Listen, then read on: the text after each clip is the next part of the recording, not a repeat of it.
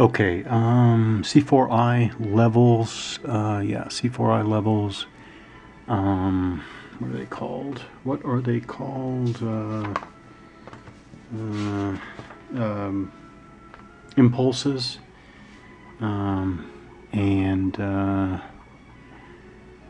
few other things. This is Millennium Wars, Korea. Wow, this is really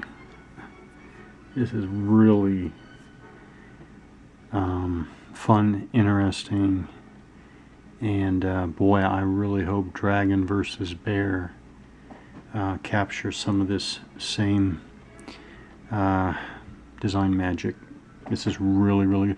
And that's another thing, unless I missed something, maybe I did miss it, why don't we already have a full box, let's just go with deep box version of Millennium Wars with all of the games together, a consolidated rule book, and then from there start with, add-ons and etc. But oh well, I will enjoy what I can get. Alright, so again, turn 1, lots of fun stuff going on. Second player turn, that's South Korea and NATO, US forces in this case. These were on my notes left over. I'm not sure. I know what note number 1 up here is a strategy thing. Oh, I know what, since I said strategy. Let me say straight off that this is pretty horrible example so far of tactics and operational approach on both sides.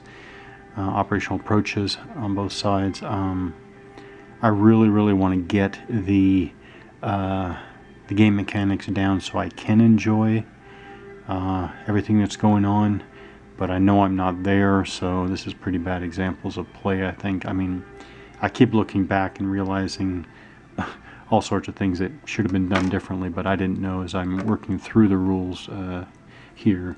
So here I see that you really want to use basically you're going to, I think, intersperse American or NATO forces with the South Koreans here now, and here now, and here now. I think you are going to want to intersperse. Now there's a penalty for attacking together, I noticed. I don't think you want the -1 of NATO and non-NATO attacking together. Let me make sure I got that right. And how do they phrase? Yeah, NATO and non-NATO attacking together. So don't want that. You don't want that penalty. But otherwise, you want your,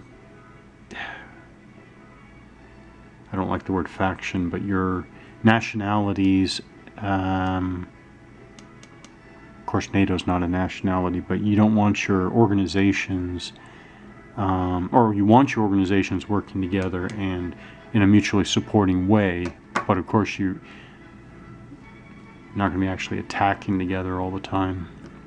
So I saw that right away.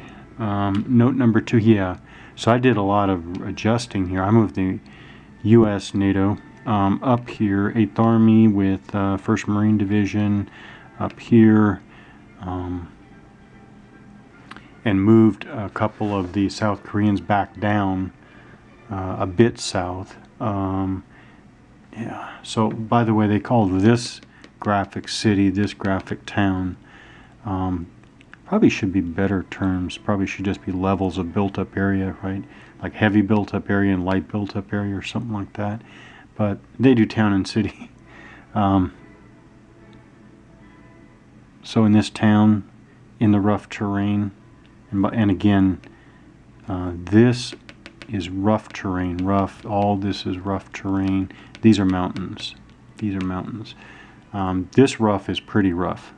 Basically, mechanized forces cannot even enter rough terrain without a lock, without following a line of communication. Okay, so that's number 2. Yeah, I did some significant readjusting here again as I figured out the lines of communication rules and the terrain rules and the NATO and non-NATO rules. As I found all this stuff, put all this stuff together. It's just, yeah. 3. Okay, so the U.S. I brought the 2nd Mechanized Division up here, and they attacked. Okay, this is important. They attacked this. Here's note number 3. They attacked this Special Forces division. Again, North Korean Special Forces division. This one happens to be leg, right up there. Leg, Special Forces division, Special Operations Commando, however you want to call it, depending on particulars. But and this one ignores ZOC self-supplies and also has the raid recon force raid capability. Only has combat strength of 1. What's important here is that, oh, actually it didn't wind up making a difference in this particular combat, but it's still worth noting that when you have this, when you have the force recon, or I'll use their terminology, recon force raid capability, right here, like that North Korean unit I just saw you, when they're attacked, they have the opportunity to force the attacker to use the raid combat results table. I would have wanted to use the air-land battle, air-land CRT, which is this symbol. So these are the opposing forces, so to speak. So the 2nd Mechanized Infantry Division that has the air-land capability, air-land battle capability. It also has a deep ZOC, by the way. That's the white circle there.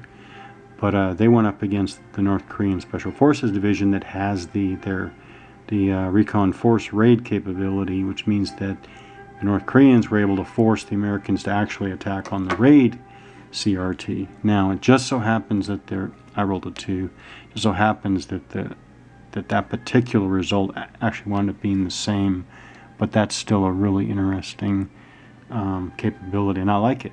I really do. So basically, they forced the defender to retreat. So they just retreated back onto their own. Another Special Forces division, and then the American 2nd Mechanized Division, Mechanized Infantry Division advanced.